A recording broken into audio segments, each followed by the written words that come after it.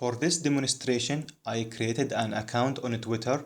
My profile name is @HosamikRace, so I will log in into my Twitter account from the Kali machine and send a tweet, and we will see how easy to grab that tweet from the target machine. So let's get started.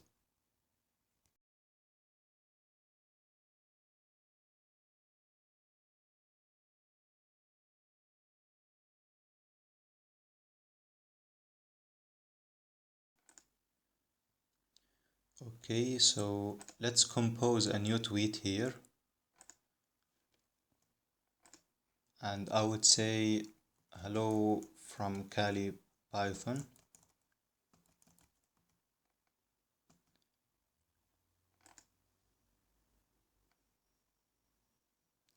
Okay, so I will just log out right now.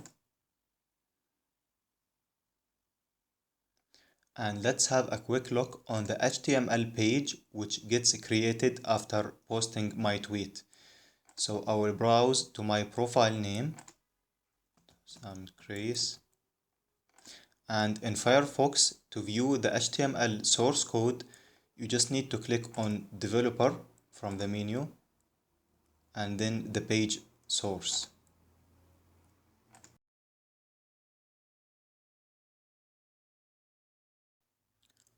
So this is the HTML source code, and I'm gonna search for my tweet hello.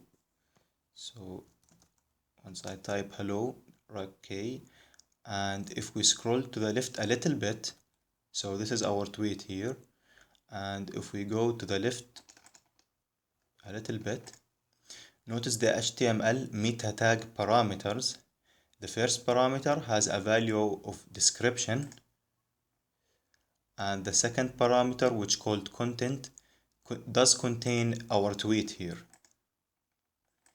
Now we're gonna use these HTML tags to parse the HTML and extract the tweet eventually.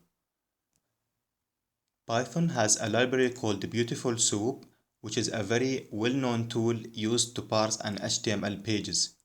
As always, the download link is available on the course manual, and to install this library, just navigate to the directory where Beautiful Soup exists, and then type python setup.py, then install. Alright, let's have a quick look on the code which we will use on the target side. Okay, so using URL library, we browse to my Twitter homepage, and once we retrieve the HTML page, we're gonna store it on HTML variable.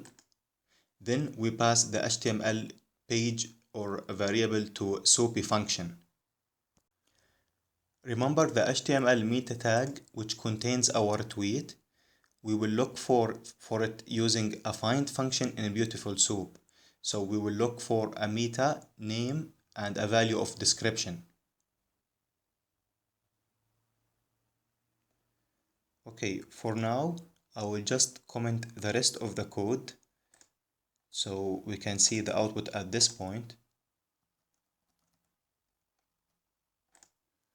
And I'm gonna run the code right now.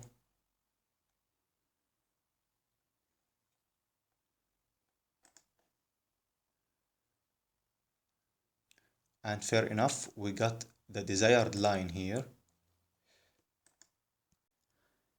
Now we're gonna clean this output a little bit.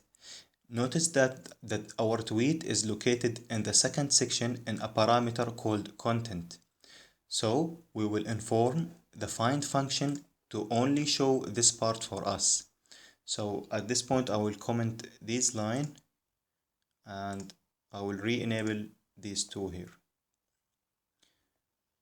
Okay, so we got the content here. So let me run the script and see the output.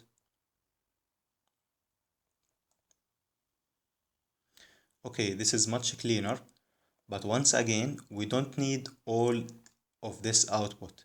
We just need to find out the string between the quotation marks here. And this is where regular expression becomes in handy. Using a regular expression, we will do a final filter to print only the exact string between the quotation mark, which is basically our tweet that we sent. And let me run the script one more time.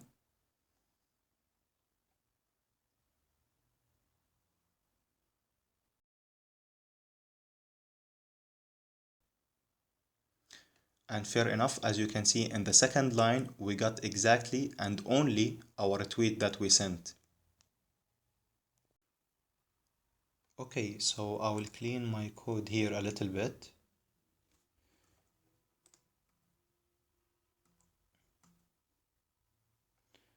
And I will log into my Twitter account one more time.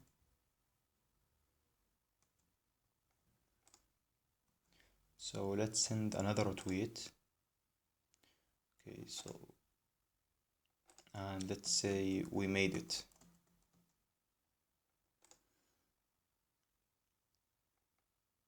So on the target side, we should be able to, to view the latest tweet which we got here. So let me run the module.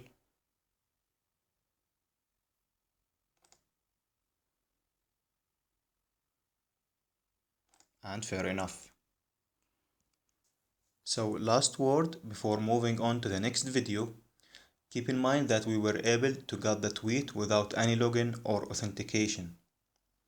Now in the next video or in the next exercise, you will see how you could use this information or this script into a real world scenario. Thanks for watching.